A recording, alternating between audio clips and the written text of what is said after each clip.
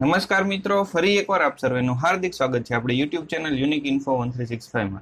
અહીંયા આપણે practice set number 54 જોવાનો છે। જો તમે અમારા વોટ્સએપ ગ્રુપમાં જોઈન થવા માંગતા હોય તો તમે આ નંબર પર જોઈન લખીને મેસેજ કરી શકો છો, અથવા નીચે ડિસ્ક્રિપ્શનમાં વોટ્સએપ ગ્રુપ અને ટેલિગ્રામ ચેનલ બંનેની લિંક આપેલી છે, ત્યાંથી પણ જોઈન થઈ શકો છો। અહીંયા આપણે એવા જ દાખલાની ચર્ચા કરીએ છીએ જે કોમ્પિટિટિવ એક્ઝામમાં પૂછાઈ ગયા હોય અથવા જે ટોપિક પૂછાઈ ગયો હોય એને લગતા દાખલાની ચર્ચા કરીએ છીએ। બધા વિડીયો પરીક્ષામાં તમને ખૂબ ઉપયોગી થશે। જોઈએ આપણે આજે પહેલો દાખલો। જો સ્ટારનો મતલબ બીજા નંબરના 6 ગણા પહેલા નંબરમાં ઉમેરવાના હોય તો આના બરાબર શું થાય એ આપણે શોધવાનું છે। જો સ્ટારનો મતલબ શું કહે છે આપણને કે બીજા નંબરના 6 ગણા એ પહેલા નંબરમાં ઉમેરવાના હોય, એટલે કે આના હું 6 ગણા કરું અને આમાં સૌથી પહેલા કાઉન્સ છે એને ઉકેલવો પડશે, બરાબર। તો આના 6 ગણા કરી અને આમાં મારે ઉમેરવાના, એટલે કે 1 + 2 × 6, અહીંયા આવશે × 3, બરાબર। હવે જો આને 6 દુ 12 ને 1 13 થાય, એટલે શું આવશે 13 × 3, 13 સ્ટાર 3। હવે શું કરવાનું, મારે આના 6 ગણા કરી આમાં ઉમેરવાના, એટલે કે 13 + 3 ના 6 ગણા, 13 ને 18 કેટલા થાય 31, બરાબર। તો જવાબ શું આવશે બી। બીજો દાખલો જોઈએ। એક નંબરને 136 વડે ભાગતા શેષ 36 મળે છે। જો તે જ નંબરને 17 વડે ભાગવામાં આવે તો શેષ કેટલી મળે? હવે સૌથી પહેલા તો 136 વડે એક નંબરને કોઈને ભાગવામાં આવે છે। માનો કે એક નંબર છે એ, એને તમે 136 વડે ભાગો છો, અહીંયા ભાગફળ છે માનો કે x આવે છે, તો અહીંયા શું આવશે 136 × x, એટલે કે -136x, બરાબર। અને આ જે છે શેષ મળે છે એ તમને કેટલી મળે છે 36 જેટલી મળે છે, તો હું શેષ અહીંયા લખું, મને કેટલી મળે છે 36। હવે જે નંબર છે એ કેટલો થશે એ આપણે શોધવો હોય તો શું કરીએ, આ બંનેનો ગુણાકાર, એટલે કે 136x વત્તા જે શેષ વધેલું આ શું હોય એનો નંબર હોય। આ તમને ડાયરેક્ટ ન સમજાય તો જો હું અહીંયા સમજાવું છું। માનો કે 8 છે એને હું 3 વડે ભાગું છું, તો શું આવશે 3 દુ 6, 8 માંથી 6 જાય તો કેટલા આવે 2। હવે મારે ફરી પાછા 8 લઈ આવ્યા હોય તો હું શું કરું, આ બંનેનો ગુણાકાર કરું, એટલે કે 3 × 2 વત્તા શું કરીશ, જે શેષ હોય એ ઉમેરી દઈશ, એટલે કે 3 દુ 6 ને 2 8, તો અહીંયા નંબર આવી ગયો, બરાબર। અહીંયા પણ શું કરેલું છે, આ બંનેનો ગુણાકાર કરેલો છે, વત્તા જે શેષ છે એ લખેલી છે, એને હું 17 વડે ભાગું છું, અહીંયા 17, 136 ભાગ્યા 17 છે, એટલે એમાં તો કઈ શેષ વધવાની નથી, કેમ કે 17 × 8 136, તો વધશે શું, ખાલી શેષ માટે શું વધશે ખાલી, તો કે 36/17, 17 દુ 34, અને શેષ શું વધે અહીંયા 2, તો રિમાઇન્ડર, આ રિમાઇન્ડર એટલે કે શેષ અહીંયા કેટલી વધશે 2 જેટલી વધશે, એ ઓપ્શન સાચો પડશે। ત્રીજો દાખલો જોઈએ। 455 ના 3/7 વત્તા 456 ના 5/8, અહીંયા શું કરવાનું, જ્યાં ના શબ્દ આપેલો હોય ત્યાં તમે ગુણાકાર મૂકી શકો, એટલે જો 455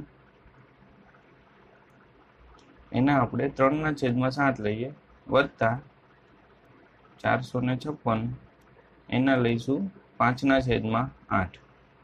હવે શું કરવાનું, 455 ભાગ્યા 7 કરો એટલે શું આવશે, જો 7 6 42 અને 7 5 35 ગુણ્યા આવશે 3, વત્તા 8 5 40, 8 7 56 ગુણ્યા આવશે 5।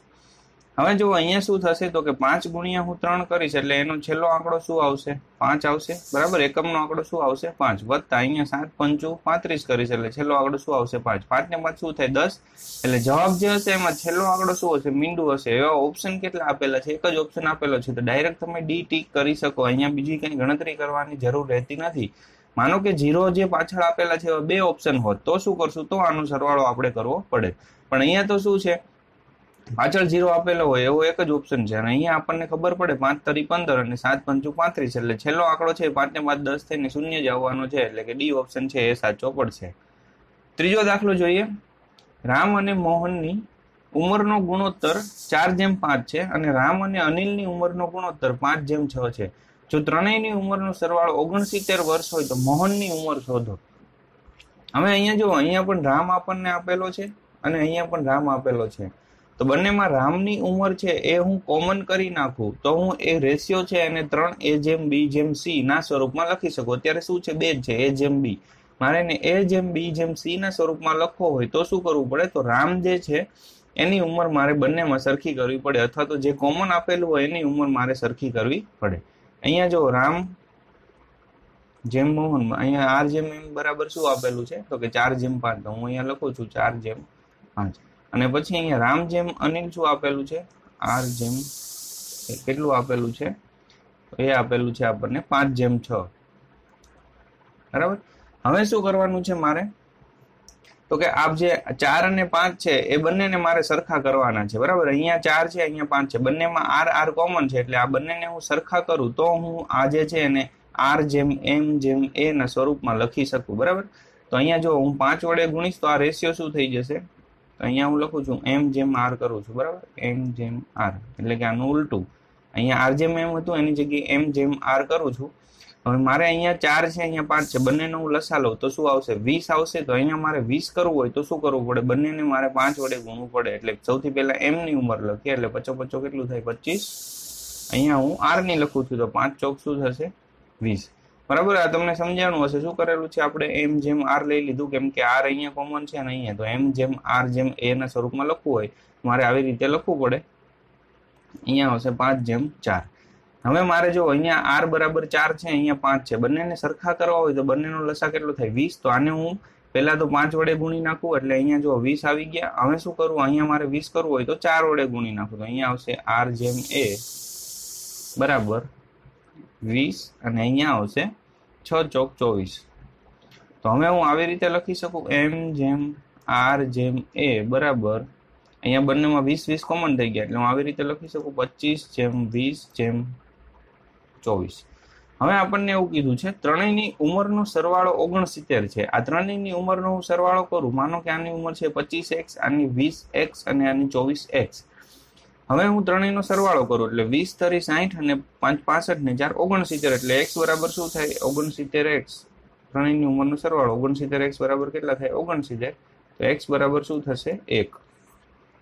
હવે આપણને મોહનની ઉંમર શોધવાની કીધી છે, તો મોહન બરાબર તો શું છે 25x, x બરાબર તો 1 છે, તો મોહનની ઉંમર છે કેટલી થાય 25 જેટલી થાય, એટલે કે એ ઓપ્શન છે એ સાચો પડે. એના પછીનો દાખલો ને છેલ્લો દાખલો જોઈએ. ખાંડના ભાવમાં 10% ઘટવાને કારણે 279 રૂપિયામાં પહેલા કરતા 6.2 કિલોગ્રામ ખાંડ વધારે ખરીદી શકે છે.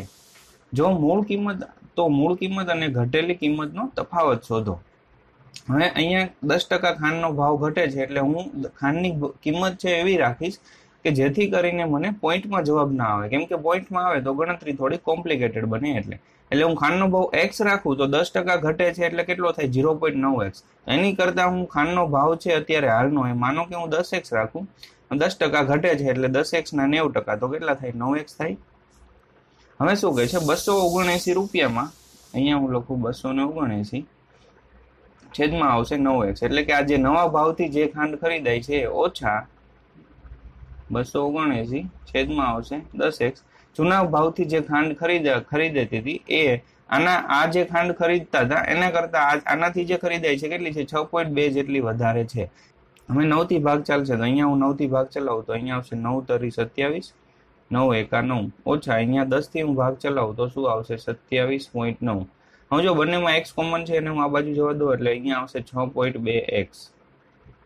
31 ઓછા 27.9 કરીએ એટલે શું આવે જવાબ, તો કે 3.1 આવશે. 27.9 ને 1 28, 28 ને 3 31 એટલે 3.1 આવશે અને અહીંયા આવશે 6.2x. તો x બરાબર શું થાય, તો કે 3.1 ભાગ્યા 6.2 એટલે x બરાબર શું થાય 0.5 જવાબ આવે. હવે આપણને શું કીધું છે મૂળ કિંમત અને ઘટેલી કિંમતનો તફાવત. તો જો તમે અહીંયા ડાયરેક્ટ કરી શકો 10x ઓછા 9x બરાબર કેટલા થાય, x આવે તો x બરાબર શું થાય 0.5, એટલે c ઓપ્શન સાચો પડે. ઘણી વાર કેવું થતું હોય કે આપણને અહીંયા 10x અને 9x આપેલું છે, તો અહીંયા આપણે x ની કિંમત મૂકીએ એટલે 10x ગુણ્યા 0.5 એટલે શું આવે 5, અહીંયા 9x એટલે 9 ગુણ્યા 0.5 કરીએ તો અહીંયા આવશે -4.5, તો જવાબ શું આવશે 4.5. બરાબર. આ સ્ટેપ કરવાની જગ્યાએ ડાયરેક્ટ આપણે કરી શકીએ કે 10x ઓછા 9x છે તો તફાવત બંનેનો કેટલો છે x જેટલો, x નું મૂલ્ય કેટલું છે 0.5. ડાયરેક્ટ તમે સી ઓપ્શન કરી શકો, આ સ્ટેપ કરવાની જરૂર રહેતી નથી.